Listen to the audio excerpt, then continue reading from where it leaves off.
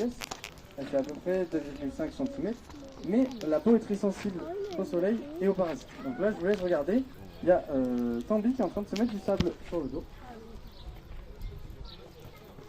Et il va utiliser sa trompe pour transporter le plus. Donc là, il nous fait les plus beaux exemples que j'ai cités juste avant. Donc voilà. La trompe de l'éléphant, c'est son outil principal. La trompe d'un adulte, elle pèse en moyenne 100 kg. 100 kg que de muscles. Et à votre avis, combien il y a de muscles dans la trompe d'un éléphant? Vas-y. 10 à peu près. 10. Alors là, t'es vraiment très très loin. T'es très loin. Ah, mais beaucoup plus. Là, 20. Combien? 20. Ah, mais alors, je te le dis, on est vraiment beaucoup plus. Vas-y. Je le répète, on est beaucoup plus. Vraiment. 1 million. À 1 million, là, on est beaucoup. Là. 2000. On est beaucoup plus que 2000. 5000. 8000. Alors là, on peut aller. 10 000. 180 000. On n'est pas loin. 190 000. 200 000. Non, en dessous. 290 000. 190. Non, en dessous. Un peu moins. 160 000. Non, un peu moins. 150. C'est ça. 150 000 muscles dans la trompe d'un éléphant. C'est impossible à se rendre compte. Hein, 150 000, c'est énorme. Et c'est plein de petits muscles qui sont collés et l'éléphant va pouvoir s'en servir pour déplacer sa trompe comme il le souhaite, la bouger dans tous les sens, transporter des choses énormes. Voilà pour la trompe de l'éléphant. Ensuite, quand on parle du poids de l'éléphant, de la taille, c'est l'animal le plus gros sur Terre. Hein. Ça va peser, comme je vous l'ai dit, autour des 8 tonnes pour les mâles africains et autour des 7 tonnes pour les mâles asiatiques. Donc on est sur de très gros mammifères, le plus gros terrestre. Et donc il va falloir de grosses pattes pour supporter tout ce poids. Donc là on voit hein, que nos éléphants ils ont d'énormes pattes pour supporter le poids. Là Moktou on a dit qu'il faisait à peu près 5 tonnes. On essaye de répartir un peu les 5 tonnes sur le corps de l'animal et ça fait à peu près 1 tonne 5 par patte. On est sur énormément de poids sur une patte. Donc de très gros muscles, une très grosse patte pour pouvoir supporter ce poids.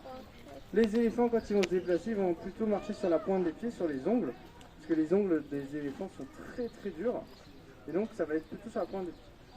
Ils vont utiliser l'arrière de leurs pieds pour un petit peu comme un coussin amortisseur, un coussin d'air qui va amortir le poids. Donc nous, les soigneurs qui sont en haut, ils vont faire ce qu'on appelle du medical training aux éléphants. Entraînement médical, où ils vont surveiller toutes les parties du corps de l'animal et surtout les pattes. Si vous imaginez un petit caillou qui est coincé sur la patte de l'éléphant avec une pression d'une tonne, et ben ça peut faire de gros dégâts. Donc tous les jours, ils vérifient les pattes des éléphants, ils font le medical training. Donc ils vont demander aux éléphants de montrer les différentes parties de son corps, d'effectuer certaines tâches et ils seront récompensés avec des fruits sucrés, ce sont de la pomme parce qu'ils adorent ça, pour les féliciter de ce qu'ils sont en train de faire. Et donc par exemple ils vont vérifier les pattes des éléphants et faire du parage. Donc faire une belle pédicure aux éléphants, limer les ongles, curer, enlever toutes les saletés à l'intérieur. Et également, ils vont par exemple vérifier la trompe, puisque les éléphants ils se servent de leur trompe, ils la frottent par terre, ils vont prendre plein de choses. Là, Moktou tape avec un bidon, donc il peut y avoir un petit peu de choses sur la trompe. Donc ils vérifient la trompe. L'intérieur de la bouche aussi, pour voir les dents, etc. Il voit rien. Les défenses, les oreilles, voilà, on vérifie toutes les parties du corps de l'animal. Donc ça, c'est l'entraînement médical. Et ça va être tous les jours, pour que les éléphants soient habitués à faire ces exercices. Et ça évite, par exemple, s'il y a besoin de faire une intervention médicale, de faire une anesthésie sur l'éléphant. Parce que les gros mammifères, quand on fait une anesthésie générale, on dit qu'ils ont une chance sur deux de se réveiller. Donc on évite de prendre le risque.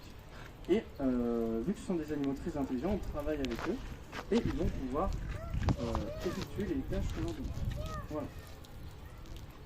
Donc tout à l'heure, je vous ai expliqué pourquoi je vous ai dit que j'allais vous expliquer pourquoi on avait 3 mâles.